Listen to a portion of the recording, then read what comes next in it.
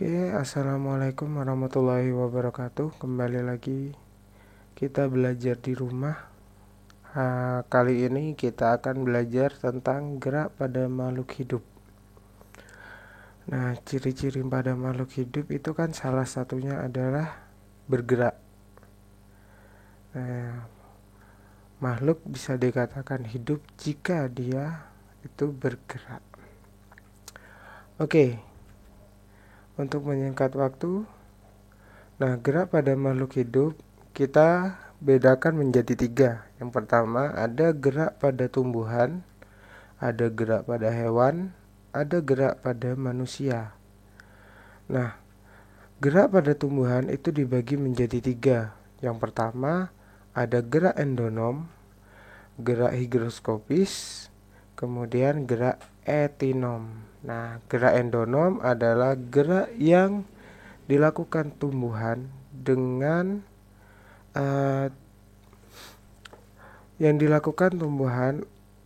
tanpa membutuhkan rangsangan dari luar. Jadi contohnya itu dia bergerak secara otomatis, jadi tidak ada rangsangan dari luar atau bergerak secara spontan. Misalnya gerak endonom itu adalah pada proses fotosintesis. Nah, pada proses fotosintesis, sel-sel yang ada pada daun itu akan bergerak. Dia akan bergerak melewati sel-sel yang ada di daun, dari akar sampai ke daun hingga menjadi makanan pada tumbuhan. Yang kedua, ada gerak higroskopis. Nah, gerak ini disebabkan oleh perubahan kadar air atau kelembatan udara di sekitar tumbuhan. Contoh gerak ini adalah gerak membuka dan menutupnya sporanium atau kotak spora pada tumbuhan paku oleh Anulus. Kemudian yang ketiga ada gerak etinom. Nah, gerak etinom ini adalah gerak pada tumbuhan yang dipengaruhi oleh rangsangan dari luar.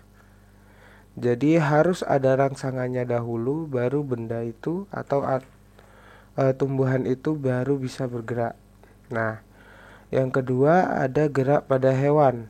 Nah, gerak pada hewan itu dibedakan menjadi 2. Yang pertama ada gerak pada avertebrata. Yang kedua ada gerak pada vertebrata. Nah, avertebrata untuk pembukaannya adalah hewan yang tidak memiliki tulang belakang. Sedangkan vertebrata adalah hewan yang memiliki tulang belakang.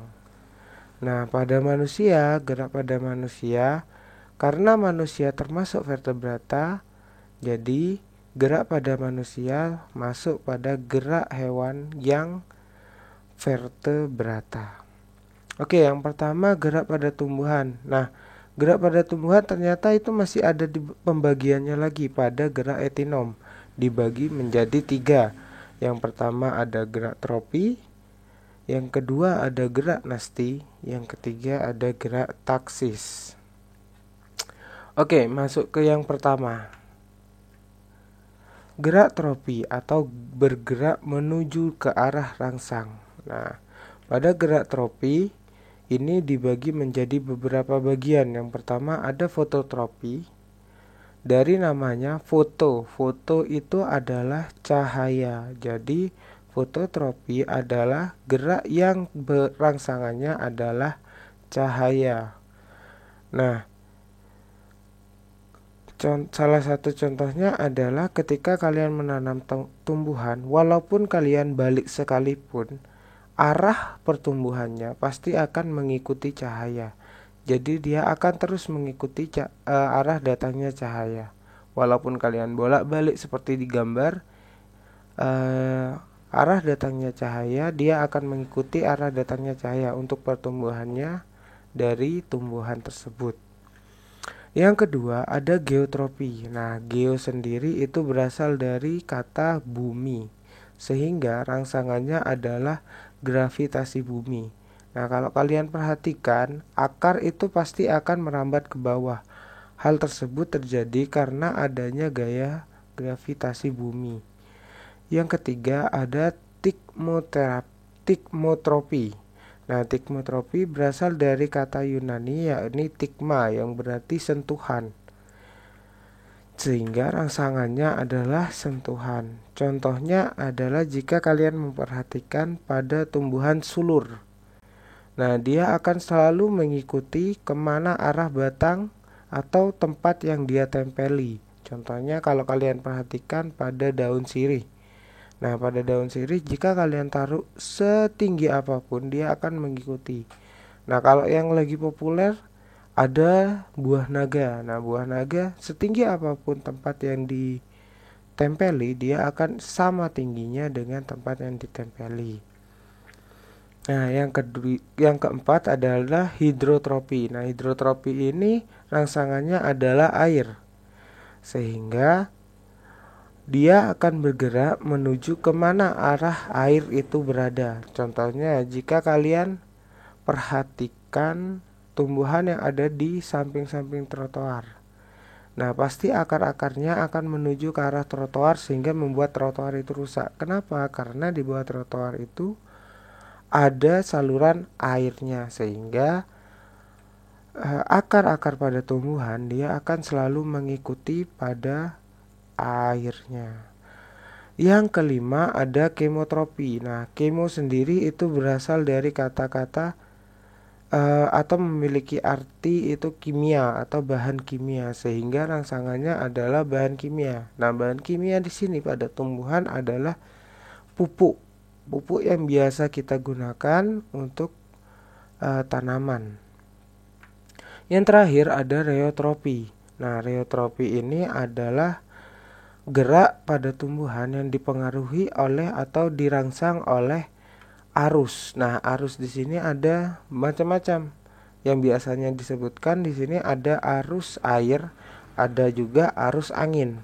Nah, kalau kalian perhatikan pada gambar, nah, kalau kalian perhatikan di pantai-pantai, biasanya kalau ada pohon kelapa, dia akan condong, dia akan berbelok searah dengan mata angin.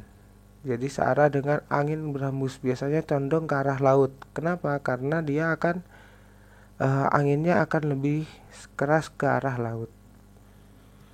Nah, gerak yang kedua adalah gerak nasti, yaitu bergerak tidak mengikuti arah rangsangan. Nah, bedanya gerak nasti dengan gerak tropi adalah kalau pada gerak nasti dia tidak mengikuti arah rangsangan, sedangkan pada gerak tropi dia akan selalu mengikuti arah rangsangannya. Jadi itu akan menjadi kata kunci. Kalau tropi itu mengikuti, kalau nasti itu tidak mengikuti. Nah, gerak nasti sendiri dibagi menjadi 5. Yang pertama ada fotonasti. Sama seperti sebelumnya, fotonasti adalah gerak nasti yang dipengaruhi oleh rangsangan cahaya. Contohnya ada pada bunga jam 4 atau bunga pukul 4. Nah, pada siang hari biasanya bunga ini akan mekar. Sedangkan pada malam hari dia akan menguncup kembali. Jadi bunganya itu yang awalnya dia mekar, yang ada di sebelah kanan, nanti ketika malam dia akan menguncup kembali. Nah, yang kedua ada termonasti. Nah, termo ini berasal dari kata termo atau panas, sehingga rangsangannya adalah suhu. Jadi suhu yang ada di sekitarnya itu akan mempengaruhi pergerakan dari tumbuhan. Biasanya ini terjadi pada tumbuhan-tumbuhan yang musiman. Contohnya itu pada bunga tulip. Sehingga pada musim tertentu atau pada kelembapan tertentu dia akan mekar bunganya. Kemudian yang ketiga ada seismonasti. Nah, seismonasti ini adalah gerak yang rangsangannya adalah getaran. Jadi kalau kalian tahu Putri Malu tumbuhan putri malu, dia ketika disentuh, dia akan menguncup.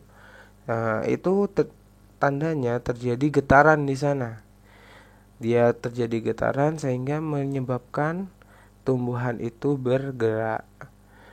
Yang keempat ada niktinasti. Nah, niktinasti adalah gerak tidur daun atau gerak yang rangsangannya adalah kegelapan. Nah, contohnya ada pada daun lamtoro atau daun yang memiliki jenis daun majemuk. Nah, biasanya pada daun majemuk itu ketika malam dia akan seperti melayu, seperti dia akan layu. Sebenarnya tidak, dia hanya faktor gelap sehingga gerak daunnya itu dia akan berhenti melakukan produksi fotosintesis. Yang terakhir ada gerak nasti kompleks. Rangsangannya adalah lebih dari satu rangsangan. Jadi pada gerak nasti kompleks ini tidak hanya satu rangsangan yang mempengaruhi gerak oleh tumbuhan, tetapi lebih dari satu rangsangan. Contohnya adalah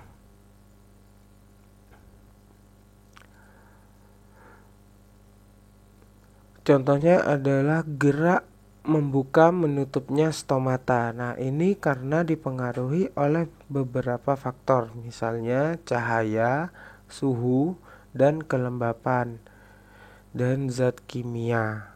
Nah, di sini yang pertama cahaya. Semakin besar cahayanya, maka gerak stomata itu akan semakin melebar. Dan juga pada suhu yang tinggi, otomatis stomata juga akan membesar. Kemudian jika kelembapan atau airnya juga banyak, dia pasti akan melebar. Nah, sebaliknya ketika airnya sedikit, dia pasti akan menyempit. Kenapa demikian? Karena yang pertama alasannya adalah tumbuhan itu kan butuh air. Nah, jika stomata itu terus melebar, maka air yang keluar akan semakin banyak. Sehingga kalau pada suhu-suhu tertentu, dia bisa-bisa kehabisan air jika terus-terusan membuka. Nah, kemudian yang ketiga ada gerak taksis. Nah, gerak taksis adalah gerak menjauhi atau mendekati rangsangan.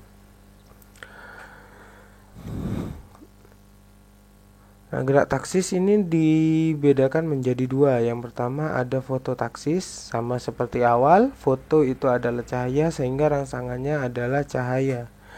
Nah, fototaksis itu adalah gerak pindahnya tempat tumbuhan atau bagian tumbuhan karena pengaruh cahaya. Contohnya adalah gerak kloroplas ke arah bagian sel yang terkena cahaya matahari dan gerak euglena ke arah datangnya cahaya. Contoh lainnya juga ada Chlamydomonas yang akan bergerak ke arah cahaya yang intensitasnya sedang, tetapi akan berbalik menjauhi cahaya yang intensitasnya meningkat. Jadi pada Chlamydomonas dia tidak suka pada cahaya pada tempat yang cahayanya sangat terang, sehingga dia akan mencari tempat yang cahayanya cukup redup. Nah, sehingga dia akan terus bergerak kemana, menjauhi atau mendekati rangsangannya. Kemudian yang kedua ada kemotaksis yang memiliki rangsangan itu adalah bahan kimia. Nah, kemotaksis sendiri adalah gerak pindah tempat tumbuhan atau bagian tumbuhan karena pengaruh zat kimia. Contohnya ada bakteri oksigen yang bergerak ke tempat yang mengandung oksigen yang banyak dan akan menjauhi tempat yang oksigennya sedikit, sehingga dia biasanya akan mendekati tempat-tempat yang rindang, yang hijau, dan menjauhi perkotaan biasanya.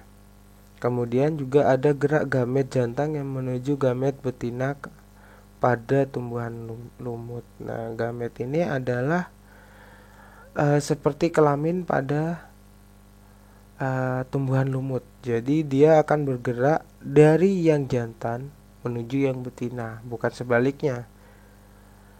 Oke. Untuk yang selanjutnya, kita akan lanjutkan ke part yang kedua untuk gerak pada hewan avertebrata dan vertebrata dan juga gerak pada manusia. Sekian, terima kasih. Semangat belajarnya kita pada masa pandemik ini, kita harus tetap semangat belajar, jangan pantang menyerah, dan tetap jaga kesehatan. Wassalamualaikum warahmatullahi wabarakatuh.